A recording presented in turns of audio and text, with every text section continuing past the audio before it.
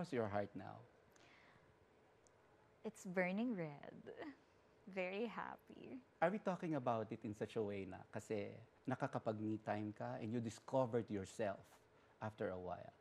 Definitely, yes. I have, kumbaga parang, I know where to put my focus on now, especially on my free days. I look forward to them kasi ang dami kong gustong gawin. Gusto kong Marami kang sightings, wait lang. Pilates? Kasi may, Sige. biglang may magte-text sa akin, alam mo ba, nandito si Barbie sa coffee shop, mag-isa lang siya. See? Sabi ko, hayaan mo siya.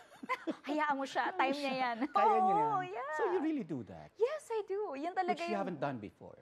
Oo. Well, kasi syempre, busy din. Tapos, ewan ko, siguro yung parang drive ko to really go out is hindi ganun ka lakas at the time. Pero parang, at the beginning of this year, parang ang dami kong masyadong energy. Tapos hindi ko alam kung saan ko siya ilulugar.